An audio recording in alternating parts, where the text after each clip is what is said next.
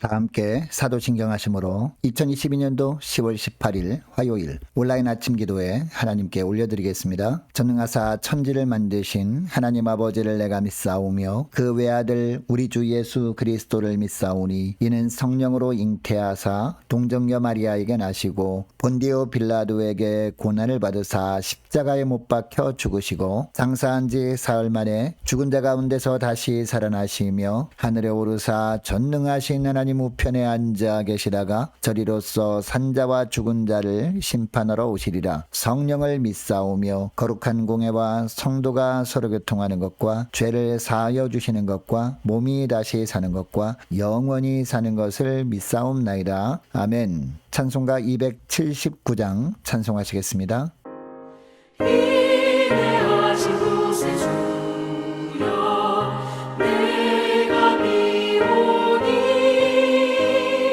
죄인으로 하실 때에 날 부르소서. 주여 주여 내가 비오니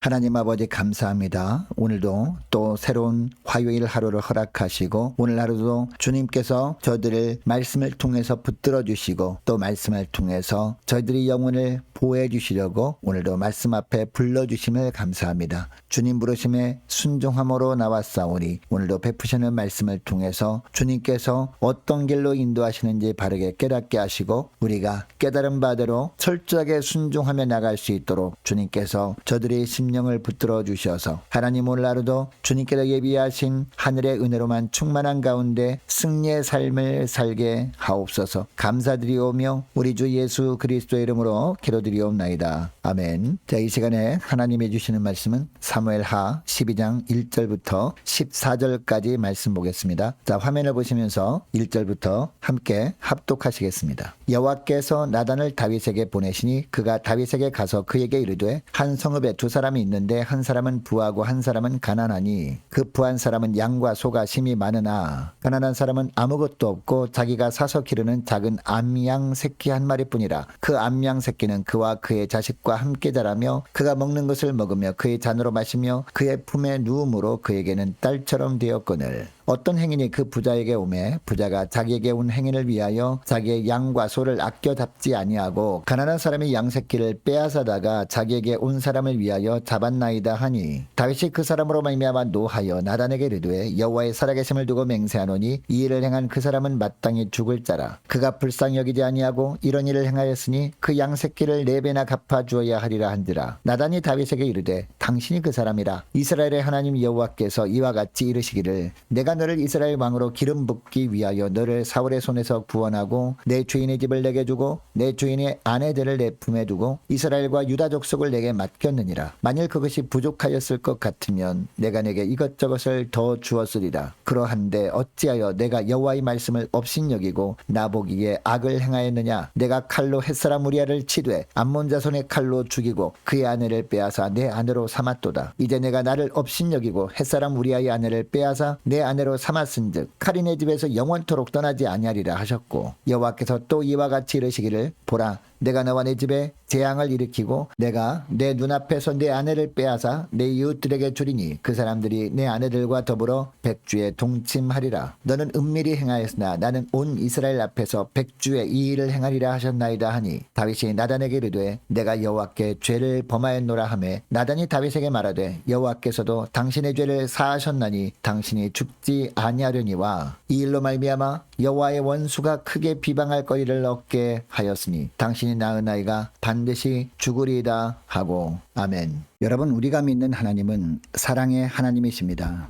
그런데 사랑의 하나님이란 뜻은 어떤 죄를 범해도 다 눈 감아 주신다는 뜻이 아닙니다. 회개할 때까지 기다려 주시고 돌이킬 기회를 주신다는 뜻입니다. 그리고 기회 주실 때 회개하고 하나님께로 돌이키기만 하면 다시 받아주신다는 그런 의미입니다. 이것을 오늘 본문은 보여주고 있습니다. 1절에 보면 하나님께서는 다윗을 회개시키기 위해 이번에는 나단 선지자를 보내십니다. 다윗 앞에 선 나단은 부자와 가난한 사람 비유를 통해서 하나님의 뜻을 대언합니다. 여러분 하나님은 진노 중에도 긍휼을 베푸시기를 기뻐하시는 하나님이십니다. 그래서 다윗을 징벌하시기 전에 먼저 선지자 나단을 보내어 회개할 기회를 주고 계시는 겁니다. 여러분 우리가 죄를 범할 때 하나님께서 우리를 찾지 않으시고 용서하지 않으면 어떻게 될까요? 우리는 아무 소망이 없을 겁니다. 죄의 삭은 사망이라고 말씀하신 것처럼 죄의 대가로 영원히 멸망할 것이기 때문입니다. 그러나 죄를 범한 우리가 하나님을 찾기 전에 은혜가 풍성한 하나님께서 먼저 우리를 찾으십니다. 그리고 다윗에게 나단을 보내신 것처럼 죄를 깨닫도록 사람을 보내시고 죄악의 길을 가던 걸음을 멈추고 생명의 길로 돌이키도록 채찍질을 하시는 하나님이십니다. 여러분 이처럼 죄를 범할 때마다 찾아와 주시고 기회 주시는 하나님의 은혜에 감사하는 저와 여러분 되시기를 축복합니다. 그리고 기회 주실 때를 놓치지 말고 회개함으로 생명의 길로 나아가는 저와 여러분 되시기를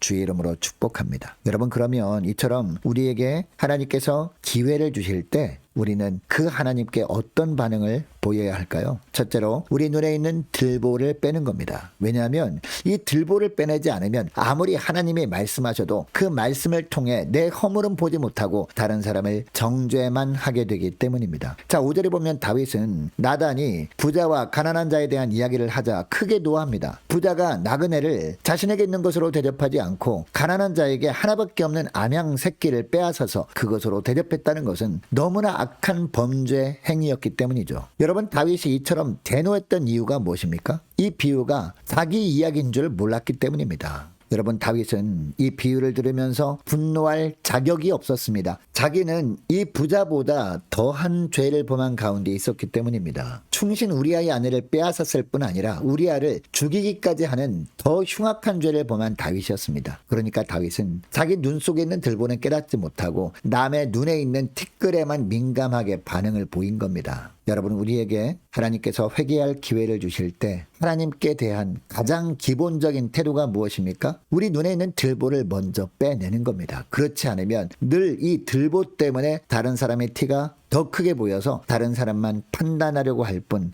회개할 생각을 하지 못하게 되기 때문이죠.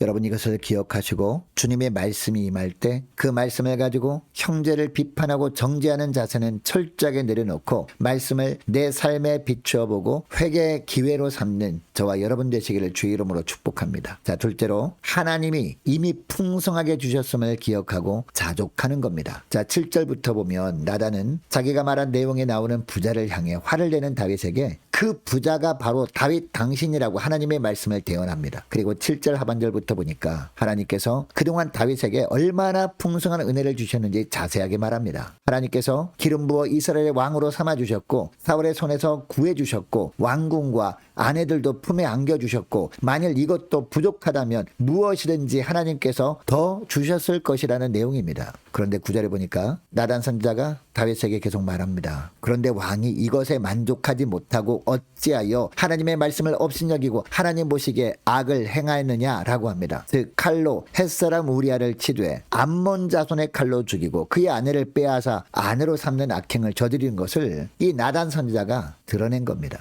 그동안 하나님께서 다윗이 쓰고도 남음이 있도록 넉넉하게 주셨는데 왜 엉뚱한 짓을 했느냐고 질책을 한 겁니다. 여러분, 하나님께서 다윗에게만 이런 풍성한 은혜를 주셨습니까? 아닙니다. 오늘날 우리들에게도 하나님은 동일한 풍성한 은혜를 이미 주셨습니다. 하나님께서 우리에게 주신 것은요, 이루 헤아릴 수 없습니다. 우리의 시각으로 판단하니까 부족해 보이는 것뿐입니다. 하나님은 우리에게 하나님 보시기에 충분한 것들로 이미 다 주셨습니다. 우리는 하나님이 주신 것들을 누리며 살아가고 있습니다. 그런데 사탄은 늘 어떤 방법으로 미혹합니까? 나에게 있는 것보다 다른 사람에게 있는 것을 더 보게 합니다. 그리고 나에게 주어진 환경에 만족하지 못하게 합니다. 조금 더 가지고 싶은 마음이 들게 한다는 겁니다. 여러분, 그러므로 우리는 재물이나 명예나 이성이나 세상의 모든 것들에 대해서 자족하지 않으면 언제든지 다윗처럼 사단의 미혹에 넘어갈 수 있음을 알아야 합니다. 여러분, 이것을 기억하시고 다른 사람이 가지고 있는 것에 시선을 두지 말고 하나님이 이미 주신 것들에 자족하면서 감사하며 지내는 저와 여러분 되시기를 바랍니다.